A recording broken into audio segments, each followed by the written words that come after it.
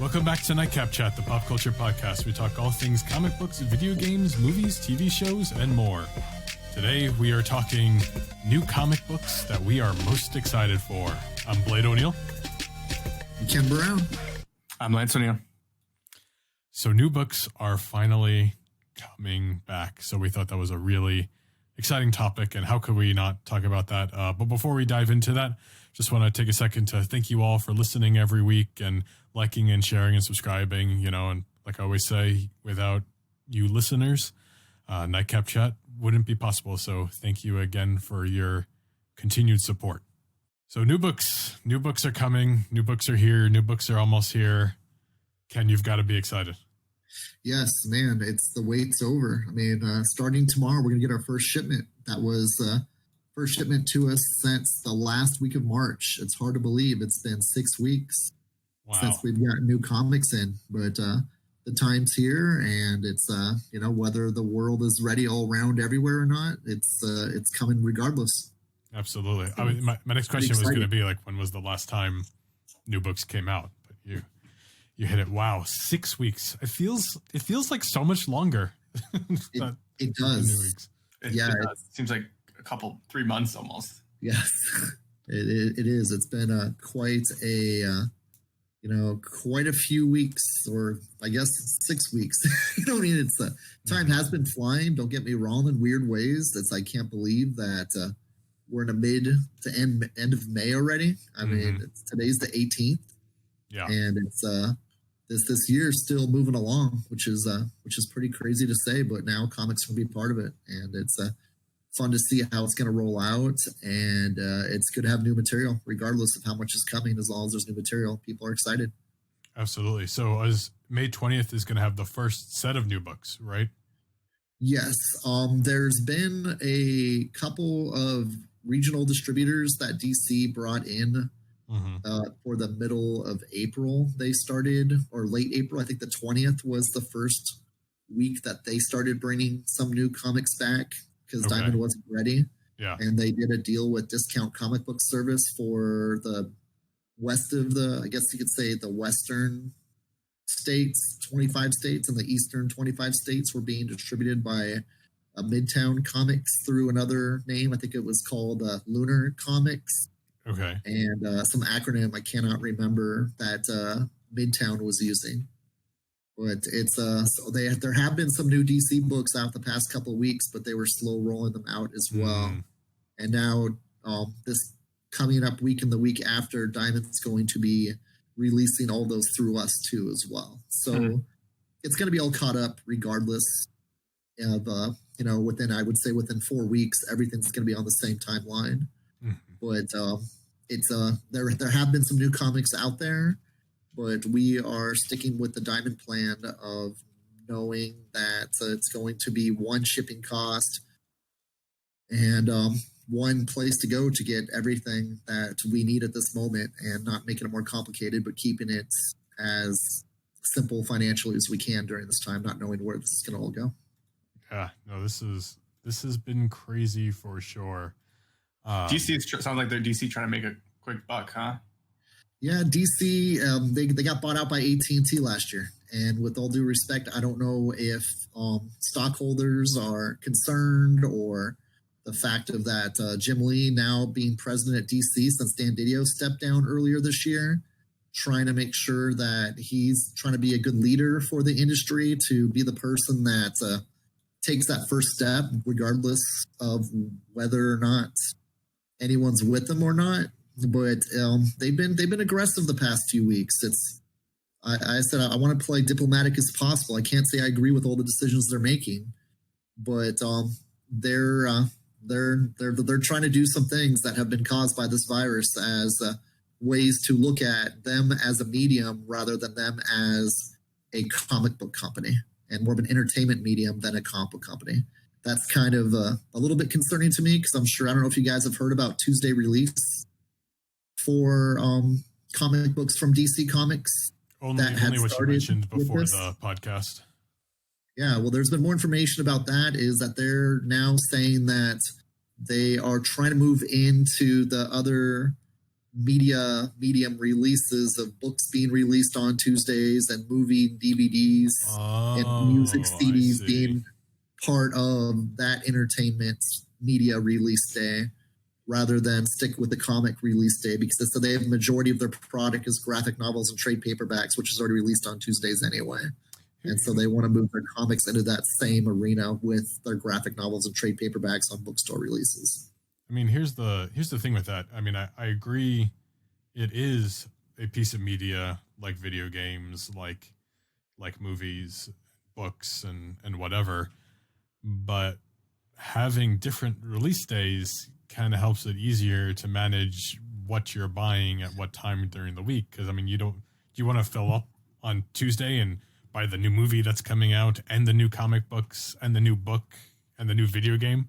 I mean, if you look at the video game industry, even they don't always stick to that Tuesday release date. I think off the top of my head, I think Animal Crossing, which was a huge hit this year, came out on a Friday. Yeah, they come out Friday and Thursdays, I think, right? Was it Thursday? I thought they were. I think they do Thursdays. It's Thursday midnight, I think. Friday night. I thought they were part of the Tuesday thing for a while too. They might have been, but I don't know. So I feel like sometimes they're Thursdays and Fridays.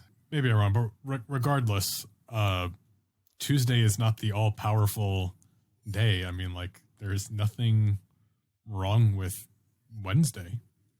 I totally agree. I mean, I've kind of had mixed feelings about this too, because at first I was not too happy with it at all, because it's going to make it harder on comic book shop owners to deal with that. Hey, do you know if they want to sell on Tuesdays at bookstores their graphic novels, that's fine, because that is that medium. It's a bookstore medium. But to say that we have to more or less process our Tuesday books for Wednesdays and then tell customers, I'm sorry, you have to wait till tomorrow because we're not done processing them yet, is kind of putting that onus on the comic shops to bring in more staff during a bad economy right now, during like a time of like uncertainty, and say like that, hey, DC's more important than the rest of everything else, so we got to stop what we're doing to get you this stuff. And it's kind of, you know, it's a strategy move in some ways to get the head start on the rest of the comic industry, but I don't know if that's the right message you want to be sending right now. And if it was like no pandemic and no other things going on right now and you're making that statement, then that's called a calculated risk. But right now, it's kind of making it harder for people that are coming back to do their job for the first time in about 4 to 6 weeks, the way that they're accustomed to doing it. Yeah, and it's just a transition that doesn't seem right to me right now. I mean, like AT&T, you know, like look at all the things they own and they do, you know, like I think it shows a little bit of a lack of understanding, you know, with exactly what they have, and they want to strong arm this, you know, powerful company or whatever you want to call DC, you know. But I mean, it's okay to scatter things, and I just looked up like Tuesday releases were also a thing for video games. But I mean, it kind of helps consumers too to break up purchases, so like you don't feel like, wow, I spent hundreds of dollars today, you know, I'm not gonna go buy a comic book. Like, it's a little easier. I know it's just one day apart and it's probably the same paycheck, but it's easier to spend money throughout the week than, you know, have it all in one day. I don't know. Yeah, for an industry that seems to me to be in its prime right now before all this happened, you're kind of taking away from the uniqueness of, hey, comic book day, as you said, it's a special day during the week for all comic fans. Yeah. And entertainment everywhere is using that material for resource or source information or source content.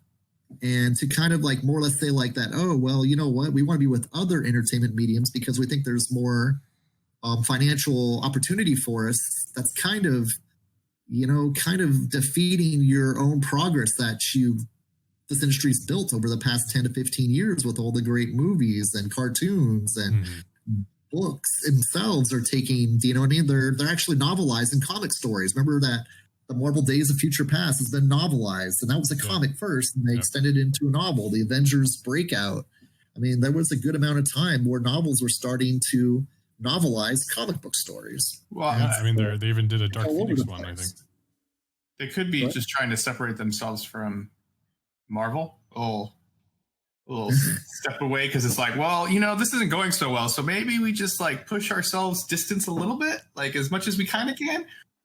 We'll put a release date on a different day, and maybe it'll be something different so they can go in a different direction, because they feel like DC's right now not really in good light as far as comic book fans go, for like that are into like the movies and stuff like that. Obviously that's like not going too hot, so people kind of are frustrated. So maybe they're just trying to say, hey, we should just go in a slightly different direction because we don't like how that's going.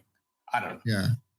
And I said too, it's like trying things new or something businesses always try to do and try to make a step ahead. Because I said too, you're kind of right there, Lance, too, is no matter how things go DC positively for a while, that Marvel tends to trend back to the fans to be the number one selling comics company over time. Like New 52 really dominated sales when it happened back in 2011.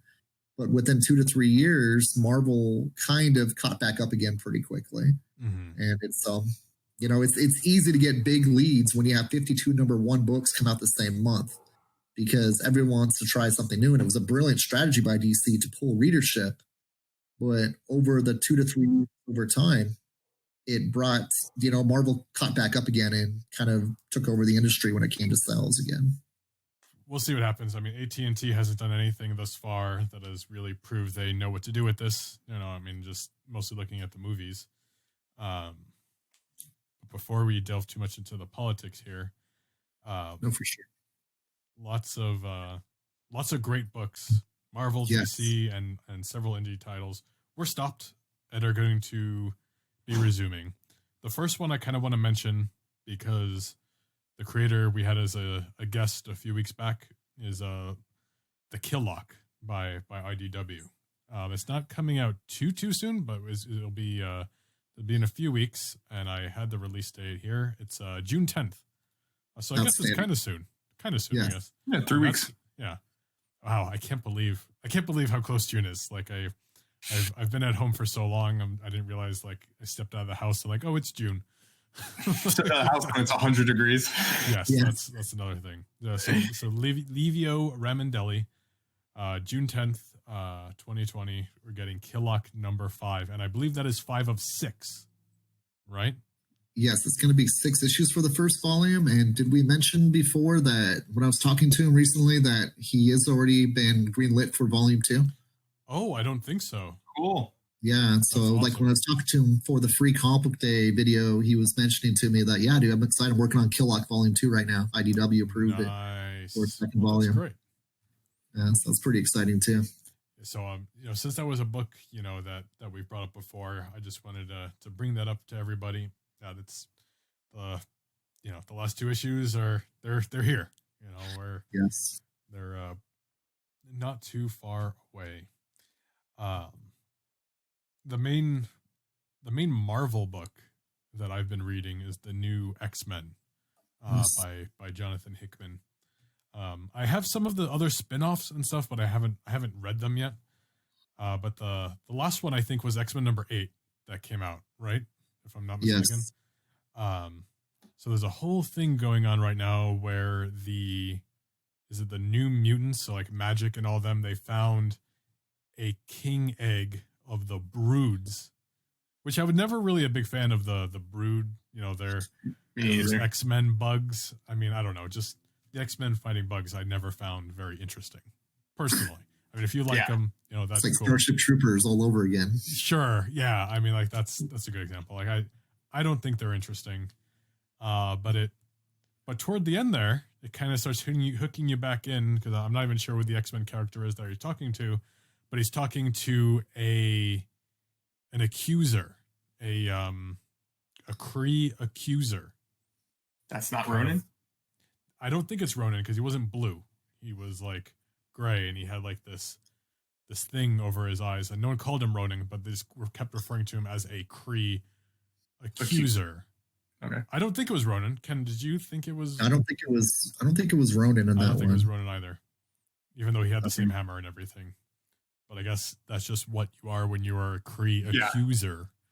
And the Shi'ar seem interested in this egg too, but the broods are just these.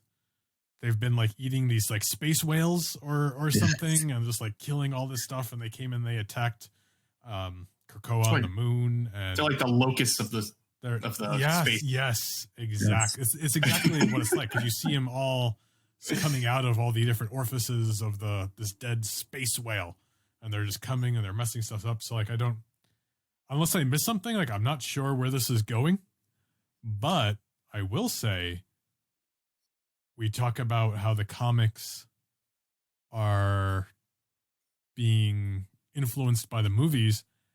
Doing something with the broods at some point is something different that the MCU could do for X-Men to really help bring something fresh, as opposed to what we got from the Fox movies.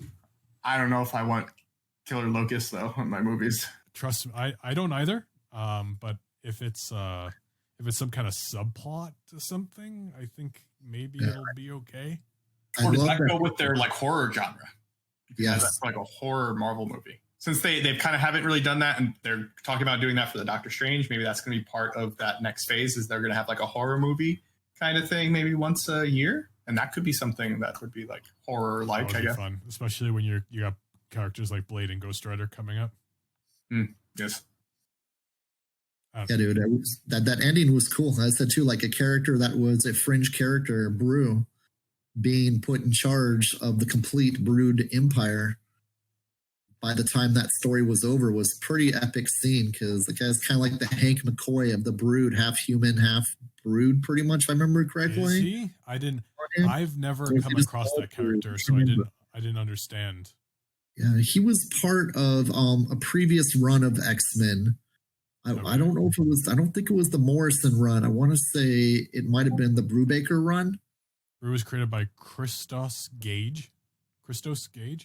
So Christos Gage was one that was he was doing the writing back when they created Brew. Yep, in X-Men number 40. So remember, he was a relatively new character, and I'm going like he's kind of like a beast level intelligence. With the kid that's a Brood, but he's got more or less super intelligence, that human level intelligence. Yeah, kind of weird, but I mean, as Hickman's been doing this whole time, little bit of everything. Yes, he's pulled from all areas of the X-Men storytell lore right now. So what kind of things are you guys looking forward to? All right, I guess I'll go. So what I'm looking forward to is the continuation of my Black Cat comic. Yes. How did I know you were going to say that? I mean, what else is there? There's nothing else out, I'm just kidding. Yeah, so I just love the evolution of like the character. They're building her, building the powers, which I think is cool. Try to make her more like relevant, So I feel like if you're going to add her to, especially if you're going to add her to the MCU, how do you make someone like that useful? Like, when you're fighting all these crazy people, like how does Black Cat come in and be of any use when we're fighting a Kang or, a Galactus? Like what type of things can you put there? Like even with Spider-Man, they had to give him they gave him the Iron Spider. Not that they haven't made Spider-Man stronger through the years, but they also gave him the Iron Spider costume in the MCU to kind of say, hey, he can kind of, that thing saved him in that fight in Endgame, right? It went into kill mode and it started killing everything. It was crazy, right? It was like the only reason why he survived. So they have to do things with other characters, I feel like, in the Spider-Verse to make them like relevant. That's just not going to be in just a Spider-Man movie. So with her, the development of her character being able to almost like manipulate magic or say that magic is just forgot how they put it. Magic is just an advanced science that we do not yet understand. Is that what you're saying? Well, they did say that, but they're saying how it's just a probability, and that they can, when you use magic, you're just taking this probability and you're just making it that probability. But she has the ability to change the probability because she's making it into bad luck. So someone might use like a laser blast of magic, but she just turns it into like butterflies because that's her manipulation of her luck. So they're changing how her powers work. And she's even learning it as she's going. So it's kind of cool to see like where they're going to head with that. Because she like broke into Doctor Strange's mansion. I was just going to say, like, it sounds very Doctor Strange-esque. Well, she broke in there, stole something out of there, and it was just like she's in the middle of like fighting magical things, and just like nothing's really affecting her because she's just changing the manipulation of the probability, which is all what magic is. They're saying is that's all magic is it's a manipulation of probability, and they're making something. They're just creating that probability, but she's changing it when it hits her. That's cool. Huh. Yeah, So they're making her way more relevant in the comic, not only in the comic books, but you can make her way more relevant in a fight in an MCU kind of thing than ever before. That's kind of cool because it kind of plays off the 9 lives of a cat type of thing. Like, how does the cat keep on surviving all this random things that would kill almost any other animal? Right. Like, cats always figure a way out of, out of bad demise with their, 9 lives. Mm-hmm. It's kind of a cool way of explaining, like, hey, let's give 9 lives powers. So try to explain, like, hey, but let's manipulate probability to make us survive and change it to an advantage, which is kind of cool on that. Right. And I feel like they also tried.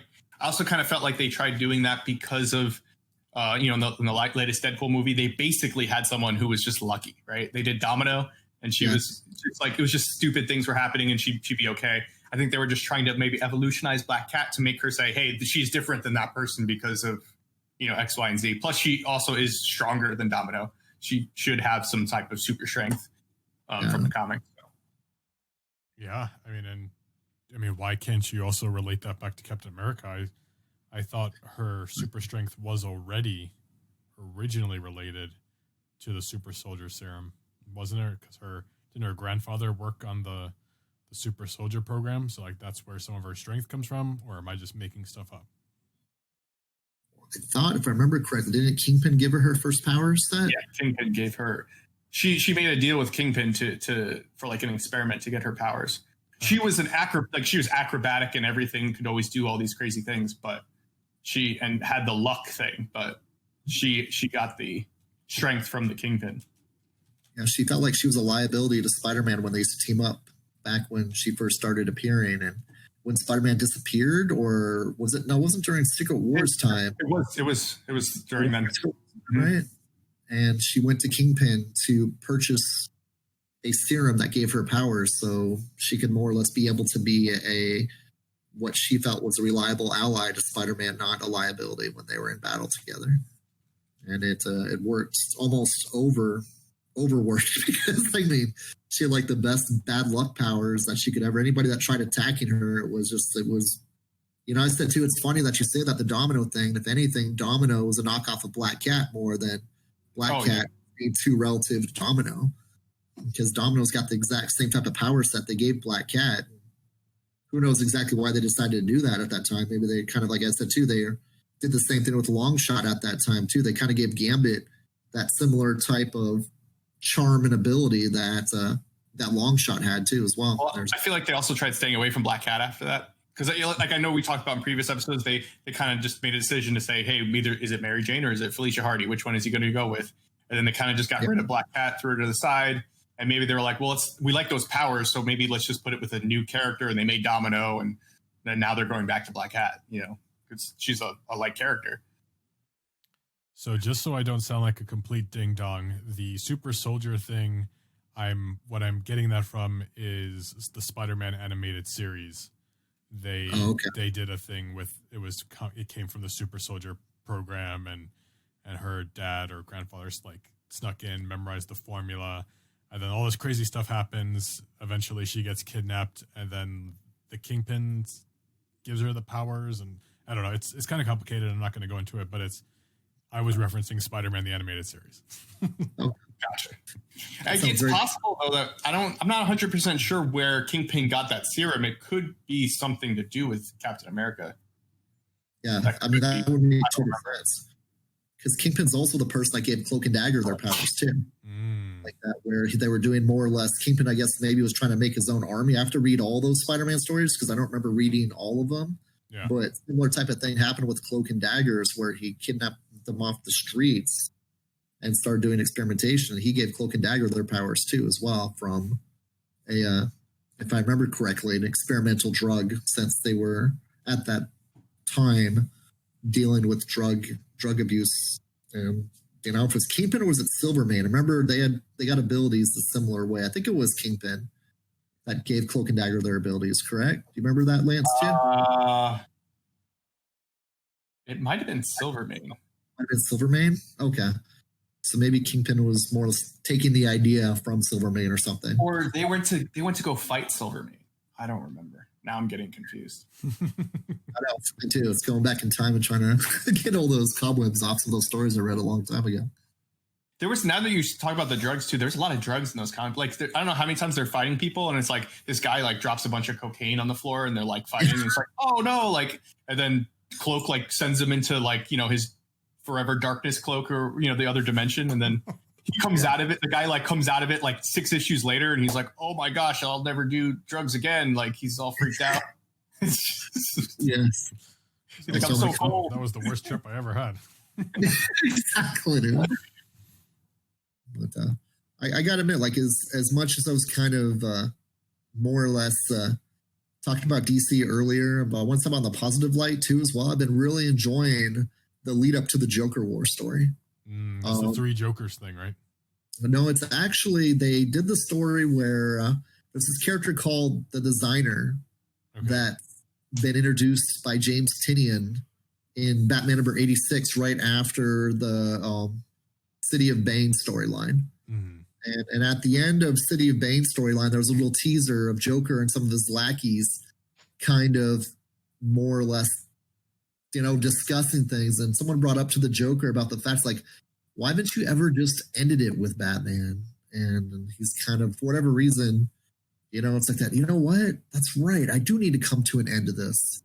And so it kind of set up Joker War right there. And it's been slowly unfolding to where there's this character that's been known as the Designer who is pulling strings with supervillains that used to get advice from this character, but the character they revealed in one of the stories was actually killed by all 4 of them that were getting advice from. It was the Riddler, it was Penguin, it was Joker, and Catwoman. All were there the night that the original Designer died.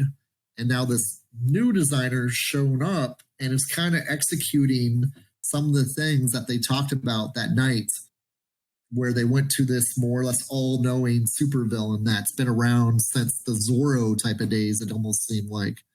And he was like the original supervillain taking on vigilantes.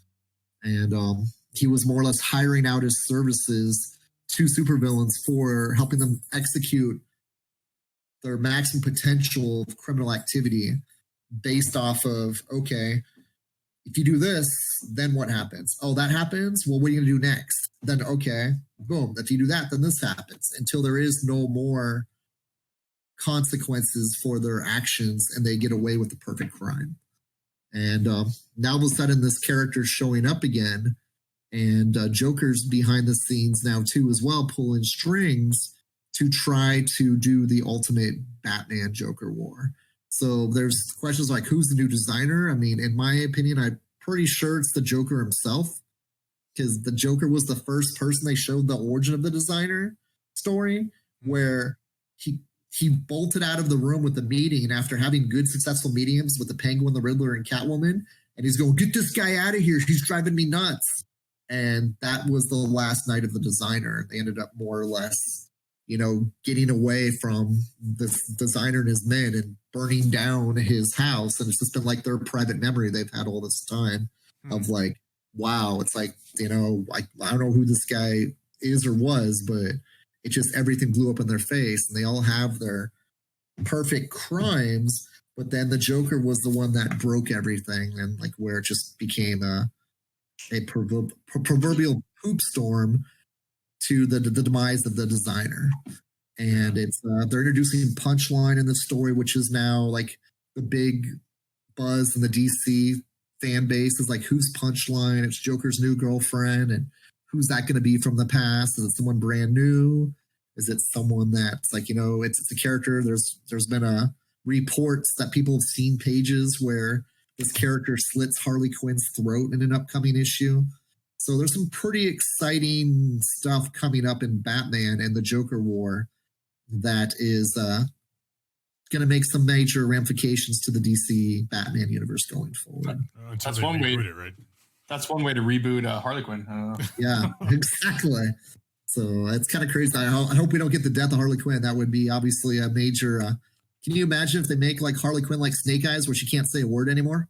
They're not gonna. That would be a horrible thing to do to Harley Quinn. I think she died at the box office. I don't know. Oh, that movie didn't. I don't think it bombed that. It bombed. Did it? Yeah. Oh, I liked it. I heard some decent things, but whatever. They just did it correctly. That's what it came down to. I mean, she was good. Ewan McGregor was fantastic. It was a fun movie. I mean, it could have been better, sure, but like I enjoyed it. You know, it wasn't like a lot of other things that DC has been putting out. It was a good popcorn movie, dude. I said too, it was fun, lots of explosions, cool villains. Mm-hmm. You know, the team was kind of put together by DC, but I said too, the story worked, right? Yeah. So, comics weren't the only thing that was delayed. A lot of movies were delayed, and you know, like these comic book movies, like these comic companies release all kinds of comics to go along with it. And I know you read me this list of just Wonder Woman comics that are coming out because of the Wonder Woman movie that would have been coming out, but now there's like 30 Wonder Woman titles coming out next week or something. But one that I'm particularly looking forward to, probably because of the cover art, I'll admit, but there's a Black Widow #1 coming out. It is in October, so it is a little premature, but you guys gotta look this up. Like the Black Widow #1 2020 cover. All of you listeners, Adam Hughes did the cover for this, and it is so good. The art is incredible. Like, she looks awesome. Not gonna lie, the one I want is the variant. The variant? Why is there a J. Scott Campbell variant? Yeah, unbelievable. Here's a J. Scott Campbell variant, and it's really cool. Yeah, I'll have to look this up. Okay, I got it coming up for you guys if you guys want to see it. Our comic list has it and has all the variants on it. I see the J. Scott Campbell one. Yeah, I mean, it's fine, but I like the Adam Hughes one better. So I see these. You see these all six of the variants? Yes. Yeah, they're all cool. They're all cool. I might have to get that Campbell one. I don't know what kind of variant it is though. Probably a ridiculous one. It's probably like a 1 in 25 or. I like how classic this one is with the beige behind her. I don't know. It doesn't say who did that one. Is it a Campbell.com exclusive or anything? Or it's a 1 in 100. Well, I guess maybe I'm not getting it then. Yeah, that is a sick cover though, Lance, dude. It's beautiful. But anyway, I think this book is really going to be worth looking into, because we know that the comics are influenced by the movies. So there might be some stuff in here that they're adding to the canon, or maybe slight retcons to the character that we're going to be seeing in the movie. So like this might be something. There could potentially be important things in here to Black Widow's sister. Like I haven't looked up any of the synopsis or anything, so like I don't want to know. But I loved it. Even a secret first appearance, you never know. Yeah, that's a good point too. I mean, you're starting off the new phase finally. Mm-hmm. It wouldn't be crazy to have a new character, or it doesn't have to be a crazy character with powers. It could just be like, I'm not saying this person, but I'm saying like a Kamala Khan kind of thing. Like, oh, it's just this person, and you don't really know who it is until later on. You're like, oh crap, that ends up being so and so. Yeah. Like a new villain that's the antagonist that they could be bringing in the movie too as well. Yeah, hopefully it's not a new Taskmaster, because I want it to be classic. Is it Tony Masters? Taskmaster? Just want it to be just that, Right. Yeah, Tony Masters. Yeah, I hope they don't do like because I know they've done it before. I hope they don't do like a spin on it where it's you take one villain and another villain and you mash them together and you make Taskmaster, and it's like somebody we already know, but they just decided to change like their identity, kind of a thing, like they did in Iron Man 3. Yep. And they kind of ruined multiple villains. Well, they did that. They ruined multiple villains in Iron Man 2 as well, because yes, that's they true. Made Whiplash, really. They made him Crimson Dynamo, yes, Yeah. and Whiplash at the same time. Like that's what he was at the end. He was Crimson Dynamo. I never got my Armor Wars movie, really.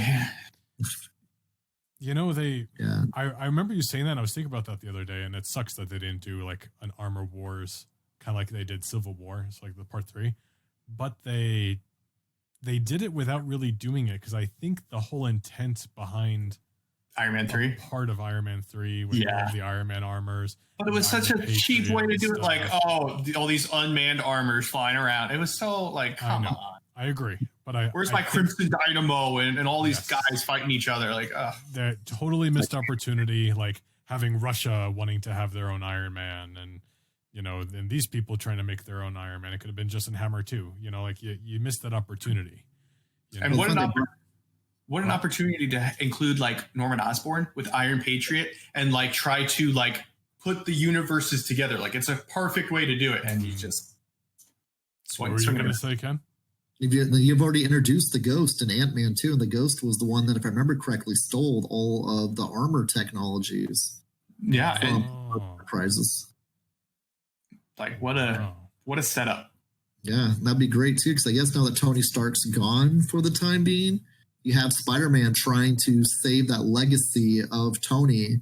That someone did kind of hack all these different armor systems information, and then started showing up, like it said, the Armor Wars, and Spider-Man has to be the person that kind of takes on Tony Stark's role of like, okay, I need to go back to technology being, like didn't in Armor Wars Tony go back to an older armor that they wouldn't use blueprints from? Yeah, and I think they couldn't because it wasn't like listed. It's like wasn't like there's nothing known about it because it's like all written on paper almost, and there's like no way to like hack into it or whatever because it's such like it's like antiquated, but it's like not. You know what I mean?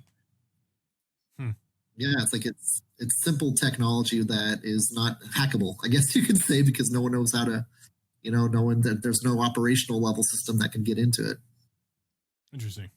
But I wouldn't mind also I know we're kind of like going off tangent where we want to go, but it'd be cool to see that because, in the newer comics, Iron Man and Spider-Man, they both have their own companies and they're like rivals against each other. Like, these two juggernauts of the technology industry. Like, and Spider-Man was actually like doing better than Iron Man and as far as like the stocks were going. They're like, Tony Stark's like the thing of the past. Spider-Man's the new like technology. Anyway, it'd just be cool if they did a little bit like that in the comics where he takes over, I know they have been showing like, you could take over for Tony Stark, but it'd be really cool to see that kind of come to life. Yeah, like he gets to run Stark Enterprises now and does better than Tony ever did. Yeah, as long as I don't care as long as there's no Riri. I'm happy. Yeah. Well, then don't check the news. No. Because they're developing a Disney Plus show around that character. I will not watch it. I hope it bombs and burns to the ground. Not a Riri fan. Not at all. That's as bitter about them killing Tony Stark. It's dumb. No, I get you. I hear you. And I kind of felt that way about like Gwenpool and stuff like that. Like it's just too much. I know I brought up this comic very briefly before. This is an Image comic. If you guys have not heard about this or looked into it, I think this is going to be one of the next. It already is kind of a big thing. It's going to be one of the next big things. I think it's only a matter of time before it gets its own show. As I was reading it, I was like, I can see this as like it's an HBO show or an AMC show or a Netflix show or whatever. And that is Mercy by Mirka Andolfo. I don't know if that's how you say it right. You don't really hear creators' names said out loud, so I don't know. But she's an incredible artist.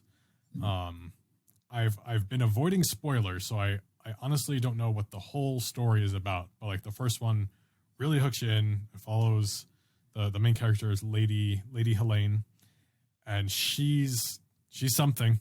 She's a monster or a creature, but like in the disguise of this beautiful blonde lady, and it's all like Victorian era kind of style to it. I'll let you know right now, it's mature. It's very R-rated. There's some adult content in there, so like probably don't let your kids read it. But that's why I can see it as something like Game of Thrones or if you've ever seen Carnival Row on Amazon Prime, I see it kind of playing out like as far as like a show, but it's really good. I know Ken, you read it, right? You read the first one. Yeah, that's it too. It's like that. It seems like she's coming to town to encounter something. I don't know if she wants to bring it in like as a rival or embrace it as like that. I'm going to show you what you have creativity wise, but there's some major threat. It seems like that's coming to town through her. And it's kind of two stories going at the same time. It's her story arriving, and then the story of the character that's in that town that, if I remember correctly, is discovering she's got specific abilities herself. Correct? If I remember correctly when I was reading it. I might have missed that, but I remember there was a. Oh, okay.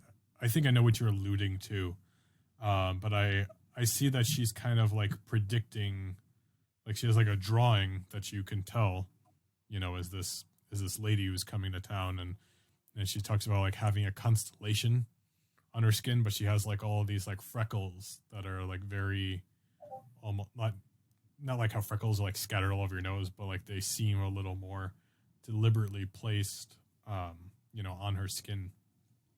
Really, really interesting.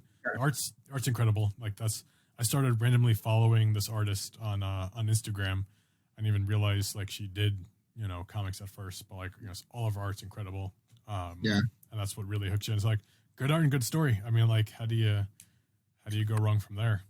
And that's the too, but I read it when it first came out, and I'm like, it's been a month and a half since it came out, and I'm trying to remember all the details on it. Yeah. And like, I just finally read the Wolverine #1. And that was really good, but I had no idea, like, some of the characters who are in there, because they're introducing new characters. It's just kind of like, where's this going? Yeah. No, that's... Go ahead. I'm sorry, Lance. Yeah, and then there's like a couple of comic books that like I didn't buy, that I've been wanting to buy, and that like I read like an issue, but like I can't go to the store, right? And like I don't want to leave the house, and then there's new comic books, so I'm excited, but at the same time I'm not 100% up to date, but there is a couple that I'm excited about. But again, also like you, I haven't read them in 2 months, so I don't. It's hard to like remember everything. Yeah, no, it's time to start again. Yeah, I need to start rereading. One more that I want to touch on. We did a little bit of Marvel. We did some DC. We did a few indie books. I know this is still Marvel, but it's kind of different. There's not too much to say about. But Dr. Aphra is starting again for Volume 2, number 1. I believe you said that comes out May 27th, right? Yes. If you've not been introduced to Dr. Aphra, she is such a cool character. I've been collecting her for a while now. Like I missed her first appearance, but luckily I was still able to go back and have at least 1 or 2 now, I think. It's still about a $20-$30 first appearance, I think, right? Darth Vader number 3. Yeah, it's a good value. And that's too. It's continuing into buzz right now because it sounds like rumors. Is she going to be popping up in something? Like I've heard rumors that she might start popping up in a show, and I don't know how true that is or not. Yeah, I mean, I definitely haven't seen any reliable things talk about it, but I mean, anything's possible.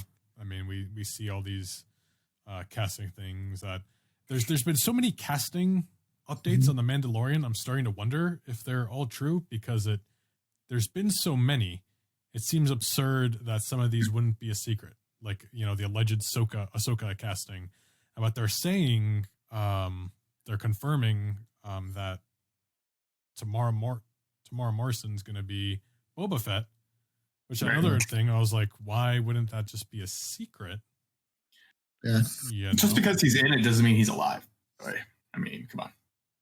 No, as Boba Fett. It could be a flashback as with Boba Fett. It doesn't have to be a new thing. It could be like how he started like that faction of them, or he trained that guy. It doesn't have to be, oh, he's still alive. People are assuming he's still alive. I haven't heard anything that they said, oh yes, he's still alive and he's going to be in the sequel. They could be doing like a flashback with him in it, and it's leading up to something. Yeah, but it doesn't necessarily have to be him alive now. Correct, but I think it has to be. I think he's a decent age, to continue Boba Fett. Boba Fett survived in the old Legends. This is a perfect opportunity for that. Because look at where we are. We're post Empire Strikes Back. It's a certain amount of time. I'm not Empire Strikes Back. It's post or post Return of the Jedi, a certain amount of time after Return of the Jedi. So if you survive the Sarlacc pit, we already seen in season 1, like all of these bounty hunters and stuff going after him because he has this baby Yoda character, the child, or whatever you want to call him. And they're all failing. Some kind of form of the Empire wants this, this baby Yoda thing. And we know Palpatine's alive and what he's doing, and he wants to fix his body, and this thing has healing powers, right? Why wouldn't he go to good old reliable best bounty hunter in the galaxy, Boba Fett? I don't know. It seems to make sense. Sure. I think it's going to work, but we'll see. We don't know. We really don't know. But but before I went off in this tangent, yes, Dr. Aphra, maybe she will pop up in live action soon. But I mean, she's been in. She first appeared in the comic books, which is cool. She also is in the book, the 40th anniversary book for New Hope, called From a Certain Point of View. And now they just announced like a week or two ago that she's getting her own book, which is a novelization of, I think it's like Darth Vader #3 and the beginning of the Dr. Aphra volume 1. Okay.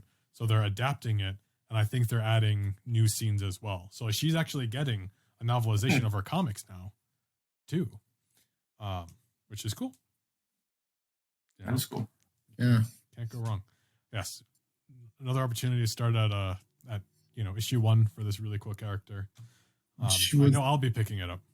And if I believe correctly too, isn't she the first new character designed from the comic universe to be introduced during the whole Marvel Disney Star Wars reboot? That sounds correct. From the because comics. She was Darth Vader #3, which was, just 3 months in. Darth Vader #1 came out the month after Star Wars #1. Yeah. And it's, like 4 months into their storytelling. And I think the first couple issues were establishing content with the characters that were already there. Mm-hmm. Aphra was the first new character they introduced into the Disney comic universe. Yeah, that sounds right. I'd be surprised if that wasn't correct. Yeah, but she's really cool. You guys got to look at her. She's like a archaeologist kind of. She reminds me of what Anakin Starkiller would have been if they stuck with the original plot. Interesting. Because that wasn't Anakin Starkiller like female or wasn't like one of the first the first scripts, like Luke and Leia were the same person. I'm not familiar with that. It's like that. Because remember Dark Horse, before they stopped, they did like a Star Wars, the original. Yeah. Like the original story, before it was rewritten. And like there was Anakin Starkiller was kind of like a mix of both Leia and Luke being trained by Obi-Wan Kenobi. And it's a little bit of a different script, but if you get a chance, like definitely check it out. Star Wars. Man, dude. I can't remember what they actually called it, but it was Star Wars original. I can't remember. It wasn't called the original script, but I think it was just called The Star Wars or something like that. Yeah, I've heard about that, but I didn't read it or anything. But I mean, like when they go back in the design characters, like they do look at old concepts and like use them. Like that's where a lot of like the Inquisitor designs came from was old concept art from like Sith and stuff. So it's it's really neat when they do that, and it helps things fit within the universe. It's pretty cool because she pretty much has her own group, kind of like how there was the Wookiee, the two droids. Mm-hmm. You know what I mean? Mm-hmm. It's like it's very much like a Bizarro version, or the anti version of the crew that was with Han Solo's ship. Yeah, Luke Skywalker, Star Wars people. And her droids are really cool too. Like they're both like just black metal. Like they're really cool. And I won't spoil anything about them, but they're really neat and unique droids. Yes. But yeah, lots of good stuff coming out. It's a great time to be collecting comics. And now that they're shipping back, it's time to get into it. But that's about all the time we have for today. Thank you all again so much for listening and joining us. Leave comments on social media about some of the books that we didn't cover that you're excited to see resume shipments again. And if you can, leave those reviews, especially on platforms like iTunes, that 5-star reviews, give us opportunities for, being featured within different things to help grow the podcast. We are now on Stitcher. I announced that, I think, on the last podcast, and as well as our social media. And as I was submitting to more things, I found out we have been on a platform called Podcast Attic. So if you are listening on Podcast Attic, hello. I didn't even know we were on that platform, and hopefully we can announce a couple more here pretty soon. But thank you all so much for listening. Ken, a little bit of Drona Comics. Yeah, it's like that. We're Drona Comics, located in downtown Glendale, Arizona. You can find us at the corner of 58th Avenue in Glendale, and also on DronaComics.com and Instagram, Twitter, and Facebook. We are regularly trying to keep up and let you guys know about what's going on inside the shop. And we thank you all for your support during this time. And you can come hang out with me at twitch.tv/Tales of Lance. And if you can follow me on Instagram at Twitch at Tales of Lance on Twitter and Instagram, and say hi. Thank you all so much for listening. Grab those new books. And if you're in the Phoenix area, go to Drona Comics, and we'll see you next week. Or maybe at Drona Comics. Who knows? Or maybe at Drona Comics. Yes.